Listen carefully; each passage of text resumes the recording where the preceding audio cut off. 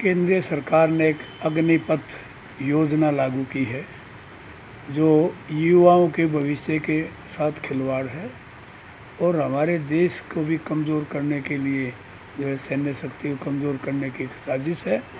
और आम जनता, आम आदमी, आम युवा इसका विरोध कर रहा है। जिस प्रकार कृषि कानूनों का विरोध हुआ और एक केंद्रीय सरकार को वो कृषि कानून वापस लेने पड़े, इसी प्रकार ये युवाओं का विरोध है, देश के आम आदमी का विरोध है। केंद्रीय सरकार इसको जल्दी से जल्दी वापस ले, नहीं तो जो है युवाओं की शक्ति जो है इस सरकार के शासन को उखाड़ फेंकेगी। बीजेपी वाले अभी जीत की खुशी भी मना रहे हैं, कई जगह उनकी परसेंटेज भी कम है। बहुत शायद बीजेपी वालों ने परिणाम का पूरी तरह से निरीक्षण नहीं किया।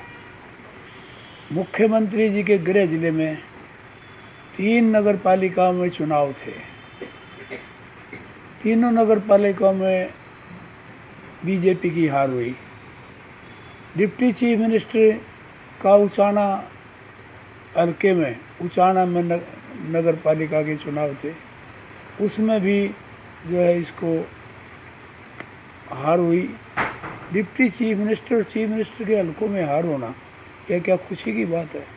रहा टोटल 26% के करीब इनको वोट मिले हरियाणा में। 74% लोगों ने नकार दिया। क्या इस जीत के लिए जीत की खुशी मना रहे हैं। पहले 35 नगर पालिकाएँ नगर परिषद थी, अब 21 पे आ गए। हर जगह जहाँ भी जिनके मंत्री थे, इन मंत्रियों में जहाँ उन्होंने कोशिश की वो मंत्रियों के कैंडिडेट ही हार गए। तो ये जीत का इसको तो बहुत भारी वोट परसेंटेज के हिसाब से बहुत भारी नुकसान बीजेपी को हुआ है और आगे आने वाले समय में बीजेपी का सूखड़ा साफ होगा। आज आप प्रेस कॉन्फ्रेंस में भी कुछ बताने जा रहे हैं। हाँ, प्रेस कॉन्फ्रेंस में अब ये तथ्य हैं सामने, लोगों को के सामने लाएंगे, क्योंकि ये जो पीठ थपथपा रहे हैं अपनी असलियत क्या है उसको पब्लिक के सामने लाने की कोशिश करेंगे। और इसी प्रकार जो हमारी पार्टी का एक निर्णय है कि सोमवार को 10 से 1 बजे तक एसडीएम ऑफिस के सामने सत्याग्रह करेंगे। ये जो अग्निपथ योजना है इसके विरोध में कांग्रेस पार्टी जो है अब युवाओं के समर्थन में उतर चुकी है और सब से कुछ बताने जा रहे हैं।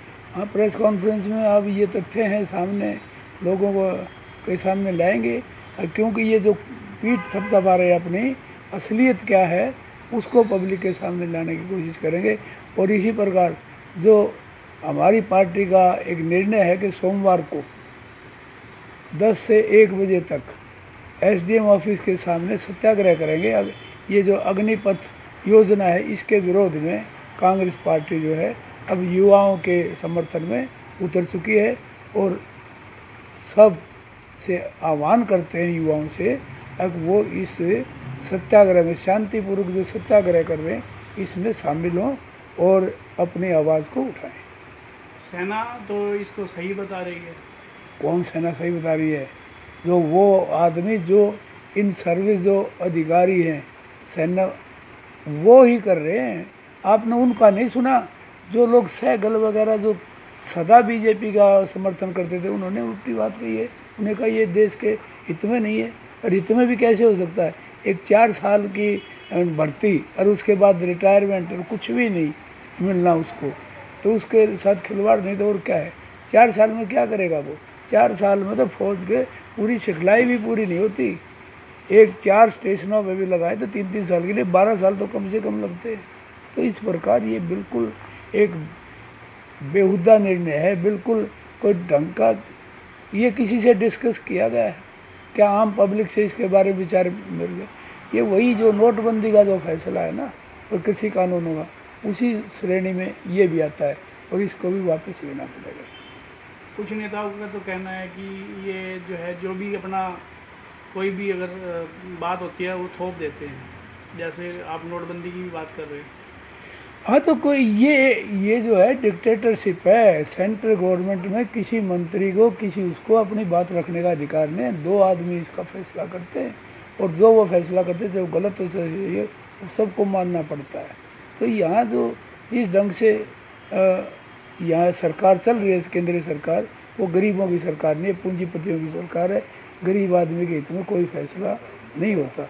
आज युवाओं के हक में, किसानों के हक में गलत फैसला हुआ, किसानों के हक में गरीब आदमी का नोटबंदी का करके गरीब आदमी मार दिया, को अमीर आदमी लाइन में लगा। सारे फैसले ऐसे करती है। इससे जो है ना आम जन दुखी है, जनमानस दुखी है। ये सिर्फ धर्म की, जाति पाति की राजनीति करके देश का बंटवारा करते हैं और इनका कोई काम नहीं, कोई विकास के नाम पर जीरो है।